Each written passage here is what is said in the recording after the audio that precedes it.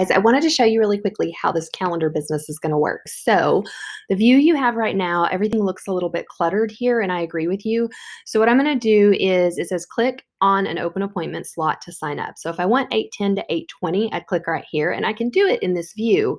But honestly, if I click on day over here, I'm going to have to get back to the date we're coming, which happens to be October 11th. But it's still a little bit cluttered in my opinion, but hopefully it'll make sense if you see it here. So 8:10 to 8:20 is a 10-minute slot. Then we have 8:25 to 8:35. Each of these are for those quick classroom visits.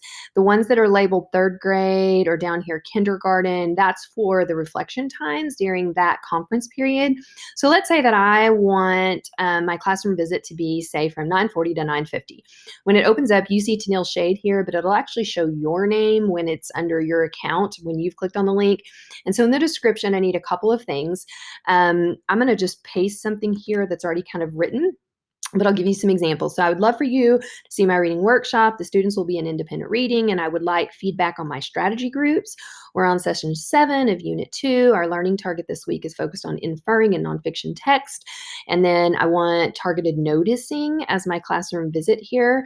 So, and then if possible, you can even include, I'm going to fix this here because I didn't type it right. So please do targeted noticing from the classroom visit options, and you'll be able to see what those are on that document that I've shared with you. And then when possible, if you want to include your TEKS, that's helpful just to know what the student learning outcomes are. And so basically you're going to like type all that stuff in. And so let me just recap what's here. You let me know which workshop it is. Is it phonics time? Is it RUG time? Is it reader's workshop, writer's workshop?